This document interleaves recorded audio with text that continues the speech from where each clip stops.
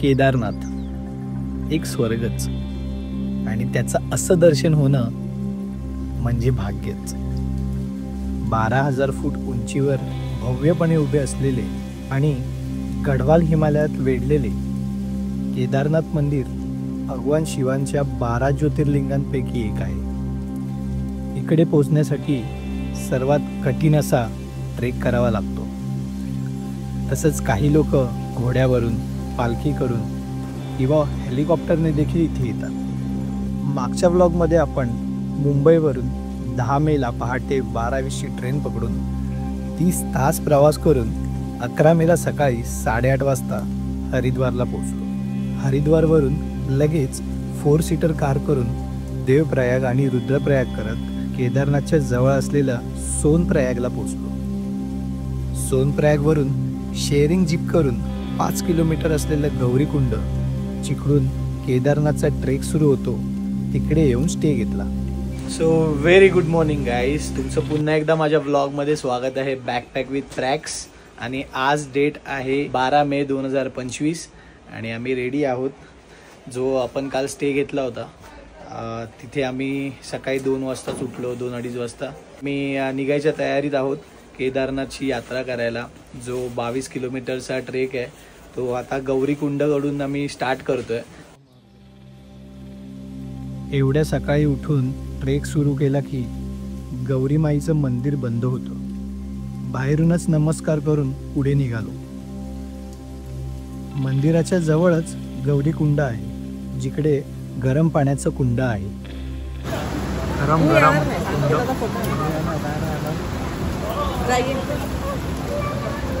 नमो पार्वती पदे हर हर महादेव. जेवढ्या लवकर होईल तेवढ्या लवकर आम्ही चालायला घेतलंय. बघूया आपल्याला किती वेळ लागतो. ऑलमोस्ट 15 मिनिट झाली चालायला चालू केलं आम्ही. गौरीकुंडापासून 300 ते 400 मीटर चालल्यानंतर घोडा पडावा लागतो, जिकडून तुम्ही घोडे किंवा खच्चर बुक करू शकता. इथून मेन ट्रेक चालू होतो या दरवाजापासून.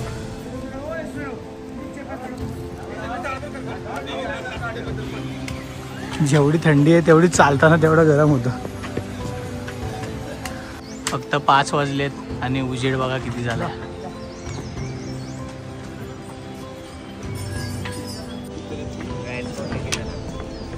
केवढं जड असेल हे. इथे मी छोटी बॅग घेतली, ती मला आत्ता जड झाली. आणि या पिलरला असे नंबर पण लावले. हा 64 नंबर आहे. जर तुम्हाला कोणाला सांगायचं असेल तुम्ही कुठे उभे आहात, मागे पुढे झाले असाल तर हे सांगू शकता तुम्ही.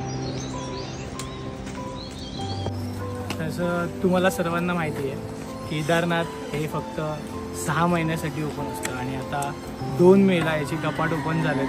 म्हणजे जी पालखी येते ती पालखी 2 मेला वरती जाते आणि कपाट ओपन होतं. आणि अजून टोटल किलोमीटर दिसतात आहेत 14 किलोमीटर दिसतात आहेत. सगळ्यात 14 किलोमीटर असतील. अरे मग फक्त हा मग आता लिहिलंय ना केदारनाथ 14 लिहिलेलं आहे.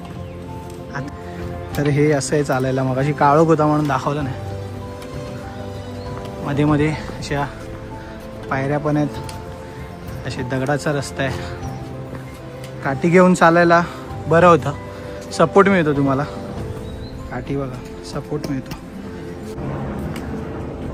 क्लायमेट एक नंबर आहे, मस्त.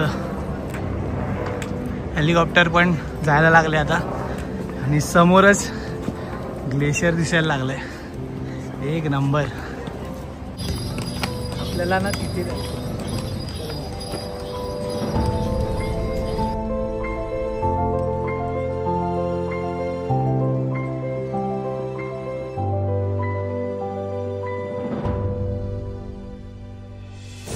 ही काही दिवसांपूर्वी घोड्यांच्या आजारपणामुळे घोडे बंद होते, पण तेच कालपासून म्हणून चालू झालेत. आणि त्याचं मिनिमम भाडं आहे वन साईड 3,500 रुपये घेतात पर पर्सन.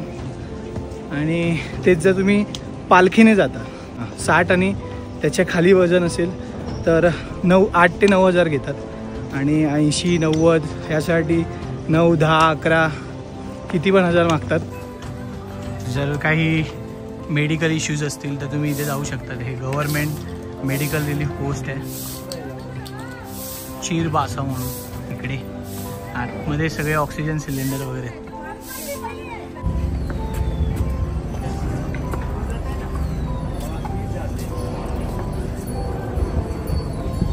चीरबासा मंदिरापुढे गेलो की पहिले लागतं जंगल चट्टी, जे गौरीकुंड पासून 3.5 किलोमीटर अंतरावर आहे.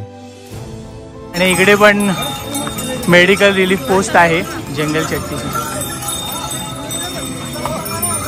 घोडे चालू झाल्यापासून काय खरं नाही भाई, कॉम्पिटिशन आहे फुल.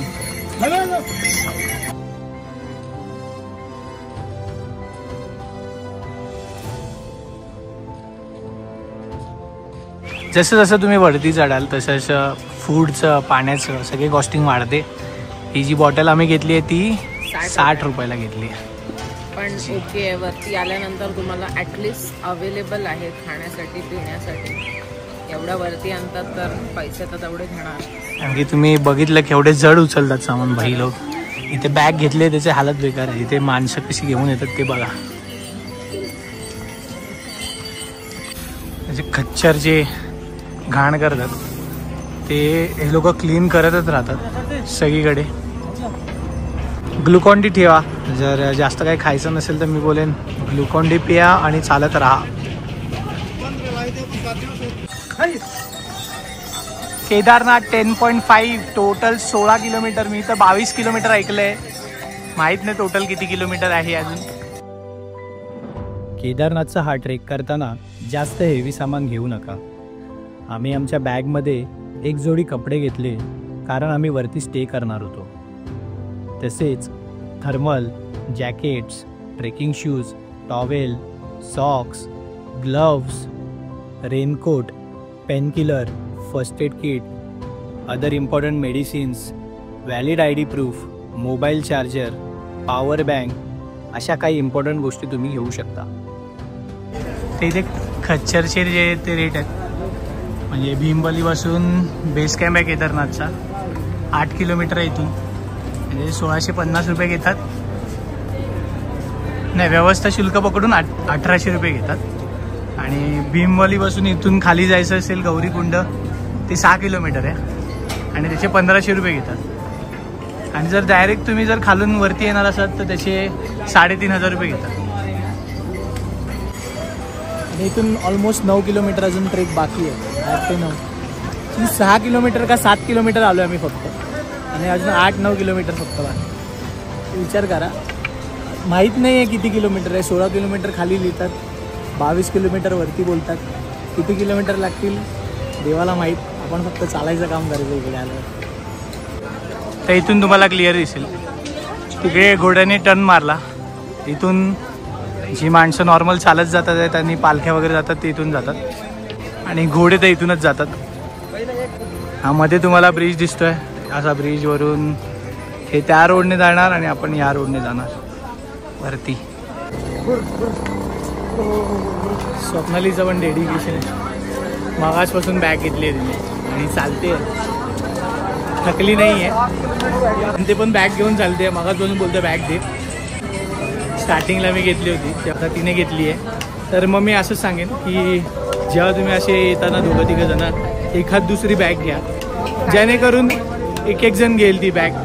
एकाच वेळी एकाला बॅग घेऊन एवढी जड घेऊन वरती जायला नको.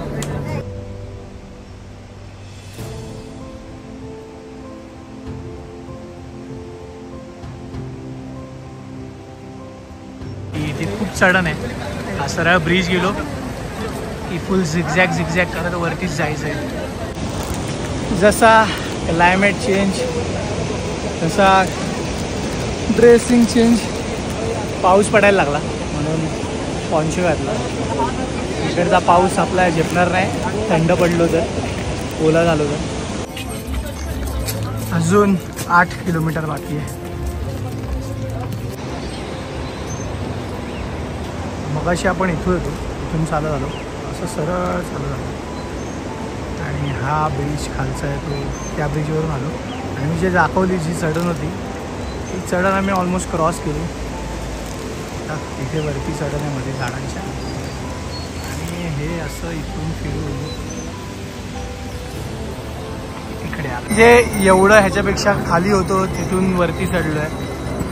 अजून हे एवढं चढायचं आहे.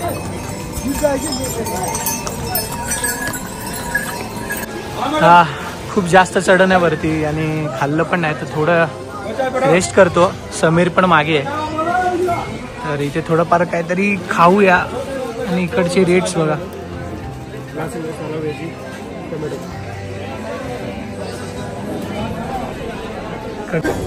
खालून येताना ना स्टार्ट केल्यावर काय वाटत नाही. जसा रामबाळा संपतो एक खडी चढण चालू होते इथं. असं एकदम चढण आहे आणि त्याच्यात घोडे पालखी आणि मला अजून पिट्टू हे सगळं घेऊन जाताना बाई मध्ये चालताना हालत होते.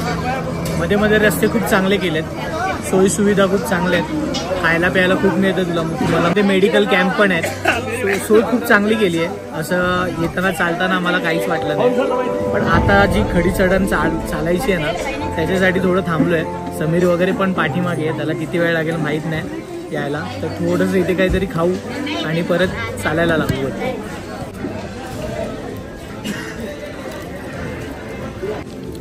मसाला ओट्स मागवला ना. हा हे मसाला ओट आहे. रेडी टू इट वालेच असतात.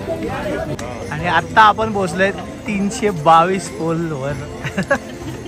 पहिल्यांदा नंबर पडाव एक एक पडाव आम्ही पार करतोय. आणि इथे बघा इथे दिलंय केदारनाथ 7 किलोमीटर इकडून. बेस कॅम्प आहे 5.5. काय सुंदर दिसते ही व्हॅली. एक नंबर. आणि कुठून चालत आलं आता मग ब्रिज समोरून चालत आलं. सुंदर आहे यार. फायनली आपल्याला केदारनाथला मिळाला आहे बर्फ. काळा झालाय पण हा एवढा बर्फ बघायला मिळाला. इथे बर्फ आहे त्याने तुम्ही अंदाज लावू शकता की इकडचं टेम्परेचर किती आहे. हा बर्फ अजून वितळला नाहीये. एवढीच गार हवा येते.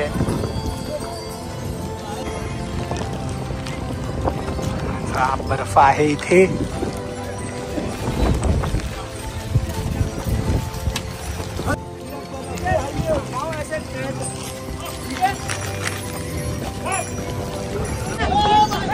ही बघा गर्दी यांची. चालायला जागा नाहीये. नुसते घोडे झाले. चालायला पण जागा देत नाहीयेत आपल्याला. जाऊ शकत नाही जोपर्यंत हे पुढे जात नाहीत. आता तिकडे गॅप कमी आहे. अजून 6 किलोमीटर. 4.5 base camp. छानी कॅम्प 2 किलोमीटर. 15 मिनिटापूर्वी एक बोर्ड लागला तिकडे पण 6 किलोमीटर होतं. इथे पण 6 किलोमीटर लिहिलंय. आणि इथूनच तुम्हाला टेंटचे ऑप्शन मिळतात. हे कॅम्पिंग तुम्ही इथे करू शकता. सगळे टेंट दिसतात तिथून चालू होतात सगळे. या 2 स्टिकचे रिव्ह्यू देतो तुम्हाला. ही जी आम्ही बेसला घेतली केदारनाथची ते 50 रुपयाला मिळाली आणि रिटर्न केल्यावर 30 रुपये परत मिळते. ही जी डिकॅथलॉनमधून घेतली आहे 450 रुपयाला स्वप्नाली साडी. ही फोल्ड होते पूर्ण. बॅगेत पण बसते. रियूज करू शकतो. तुमच्यावर डिपेंड आहे तुम्हाला कोणती यूज करायची. दोघांचे पण रिव्ह्यूज चांगले देईन मी. ही पण मजबूत आहे. सॉरी ते असे ढकलून जातात गोळी. ही पण मजबूत आहे आणि ही पण मजबूत आहे. एक फक्त ट्रेक करणार असेल इथे येऊन तर हीच घ्या. मी नका घेऊ. आणि खूप सारे ट्रेक करणार असेल तर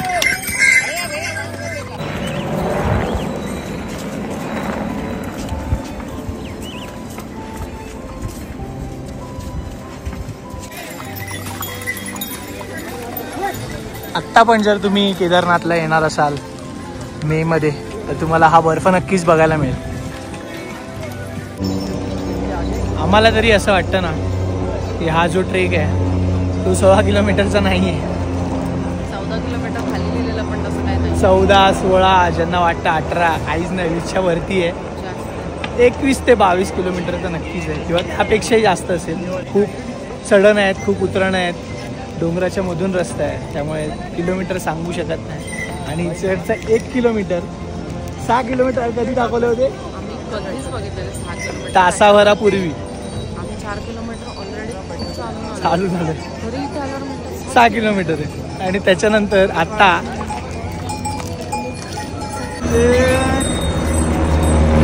हेलिकॉप्टरने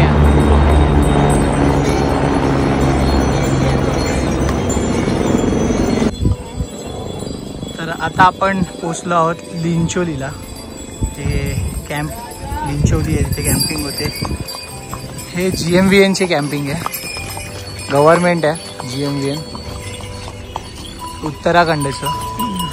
तर मला खूप कॅम्पिंग्स मिळतील बघा, ते इथे पण राहू शकतात. आणि हे 4 किलोमीटर अगोदर आहे,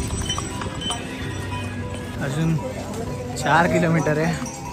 2.5 किलोमीटर बेस कॅम्प आहे. इकडे टेम्परेचर मायनसमध्ये आहे. आम्हीही थंड पडलो आहे चालता चालता. ग्लव्स घातलेत दोघांनी पण. हा लास्ट पडाव आहे जो एकदम मोठा आहे. चढण आहे इकडे, डायरेक्ट चढण आहे. आणि जेवढ्या हाय अल्टिट्यूडला तुम्ही येता तेव्हा ऑक्सिजन लेवल तेवढा डाऊन होतो, तेवढा जास्त दम लागतो चढताना. तर स्लो एकदम आम्ही जातो आहे. भले 1 तास अजून गेला तरी चालेल, आणि जाईलच तो 1 तास. जसं जसं वरती होतं तसं जसं व्ह्यू बघा.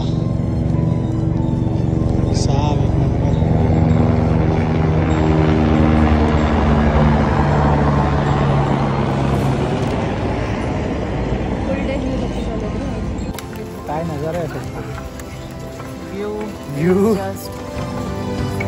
व्ह्यू बघून ना अंगात एनर्जी येते की. तुम्हाला हा व्ह्यू दाखवतो. बर्फावर सनलाईट नुसता चमकतो.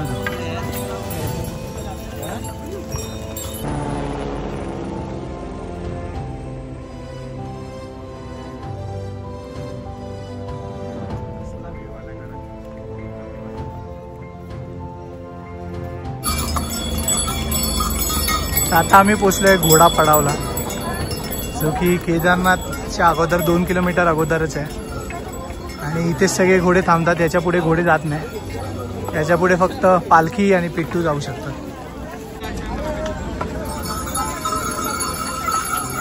तर इकडे आहे नंदी बेस कॅम्प. त्याच्यावर प्राईस पण लिहिले आहेत. मे जूनचे काय आहेत, जुलै ऑगस्टचे काय आहे, आणि सप्टेंबर नोव्हेंबरचे काय आहेत. घोडापडाव पार केल्यानंतर हे इथे आतमध्ये आहे. आणि इथे भरपूर सारे कॅम्प्स आहेत. तुम्हाला स्टे करायचं असेल तर आधीच. काय नजारा भेटलाय, काय हे. अचानक एवढं ऊन आलंय, क्लायमेट क्लिअर झालंय, आणि हा ग्लेशियर असा दिसतोय. सुपर, खरंच सुपर. इकडे आहे हेलिपॅड. मंदिरापासून 500 मीटर फक्त लांब आहे. आता तुम्हाला दिसेल ते. केदारनाथसाठी हेलिकॉप्टर बुकिंग आम्ही पण ट्राय केला, बट जेव्हा बुकिंग IRCTCच्या वेबसाईटवर ओपन झाली तेव्हा अगदी काही मिनिटमध्येच बुकिंग फुल झाल्या. जर तुम्हाला हेलिकॉप्टरने यायचं असेल तर मी तुम्हाला सजेस्ट करेन की कोणत्या तरी टुरिझममधून ही बुकिंग करा.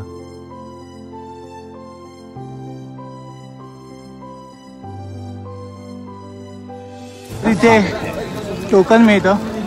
विदाऊट टोकन तुम्हाला दर्शन मिळणार नाही. अनाऊन्समेंट पण करतात. रजिस्ट्रेशन दाखवायला लागेल आणि मगच टोकन मिळेल दर्शनासाठी. फक्त तुम्ही रजिस्ट्रेशन जे केलं आहे तो कोड स्कॅन करतात आणि लगेच टोकन देतात. यावेळी टोकन सिस्टीम ही खूप इम्पॉर्टंट केलेली आहे. जर तुम्ही ऑनलाईन रजिस्ट्रेशन केले नसाल तर इकडे फक्त तुमचं आधार कार्ड दाखवून टोकन घेऊ शकता.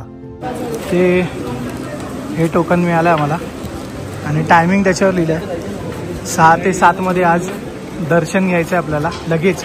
म्हणजे 15 मिनिट्स अगोदर लाईनमध्ये उभं राहायला सांगितलं. लाईन एवढी आहे आत्ताच. पूल पलीकडे फिरून मग इकडे मंदिराकडे येणार लाईन. म्हणजे नाही बोलले तरी 2-3 तास तर आरामात लाईन. इकडे हा ओम आहे आणि सरळ एकदम गेलं की केदारनाथ मंदिरला पोहोचलो आम्ही. त्या मंदिराच्या आजूबाजूलाच खूप तुम्हाला रूम्स मिळतील, हॉटेल्स राहण्यासाठी दोन्ही बाजूला. आणि स्वतःच्या डोळ्यावर विश्वास नाही बसत आमचा, एवढं चांगलं दृश्य. फायनली आम्ही पोहोचलोय केदारनाथला आणि सफल झालं इथे ना, कारण की हा क्लायमेट असं बघायला मिळाला आम्हाला.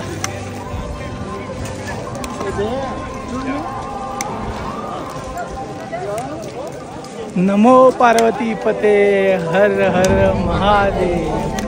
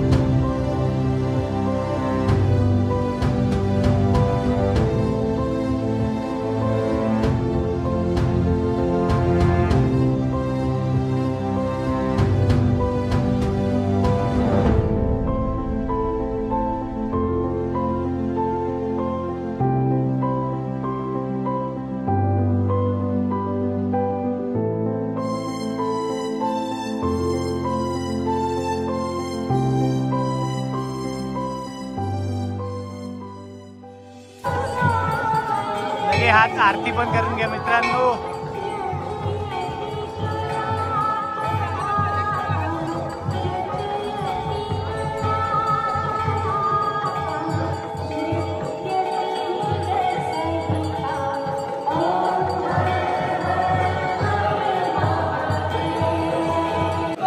बोले बोले बोले बोले. आणि आमचं जे 6 ते 7चं कुपन होतं, तर आम्ही 8:30 वाजता येऊन लाईनमध्ये उभं राहिलो. तर त्यांनी घेतलं आतमध्ये की मंदिर जोपर्यंत बंद ना तोपर्यंत त्या स्लॉटच्या, आणि तो शेवटचा स्लॉट आहे 6 ते 7, तर त्या स्लॉटला दर्शन करता येतं. तर आम्ही आतमध्ये आलो. तर इथून लगेच आपलं दर्शन होऊन जाईल. आतमध्ये तर व्हिडिओ अलाउड नाही आहे, तर मग एवढ्यापर्यंतच आपण फक्त व्हिडिओ काढू शकतो.